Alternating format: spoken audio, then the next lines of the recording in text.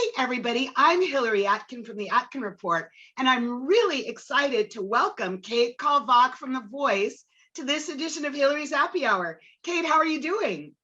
Hey, I'm great. Thank you so much for having me. I'm so happy to have you, and congratulations on your moving blind audition performance of Casey Musgrave's Rainbow, after which the show left you as a cliffhanger. So, Kate, what was your ideal outcome in your mind beforehand as compared to what actually happened? That's actually a really great question because so if you remember from my audition, there's a moment where I hit a really high note, like in the middle there. And every time I practiced, that's the moment that they turned around.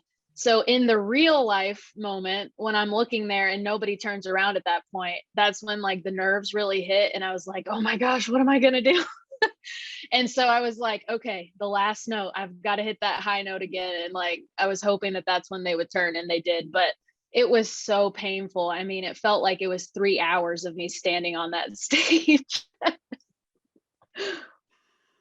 Well, you're correct in that the three coaches who turned for you, it was very late in your performance, but they all really fought very hard. So let's talk about what else transpired, particularly Blake going all out for you, including using the mute button on Camila and then bringing out the goat. Yeah, what do you want me to Well, just the talk mute about button, it, you or? handled it really well with the microphone. So talk about how that all happened for you. Well, honestly, in the moment, I didn't know it was a bit. I didn't know that Blake did that. So, and of course, there's like nerves going on. The crowd is like electric in the room. So you have so much going on in your head. And I was just standing there thinking, like, I really want to hear what Camila is saying, you know? So my first thought was, I guess I have a microphone. I'll hand it to her. And then she just came over, and it was like me and Camila are just hanging out for a second. It was really cool. Well, it kind of looked like you were going to go with her, and then talk about how the Oklahoma connection is so strong with Blake. And I don't know if his bringing out the goat influenced you or turned you off. Well, in all honesty, again, like with all the adrenaline going on, I couldn't process what the goat even meant. All I knew is the whole time, like Camila and Gwen had been fighting for me, and Blake looked super distracted, and I couldn't figure out why. So then all of a sudden I see him like pulling out a goat, and I'm like, what is he doing?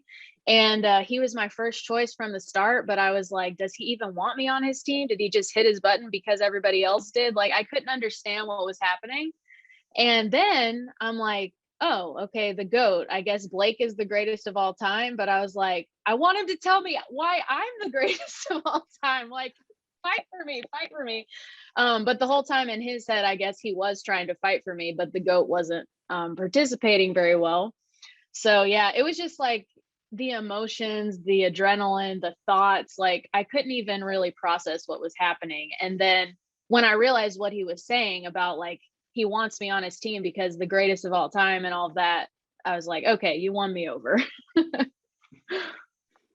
it was exciting to watch that go down, and it looked like you weren't going to go with Team Blake, but here you are. So, Kate, tell us what you're most looking forward to on your voice journey and what you've learned already from it.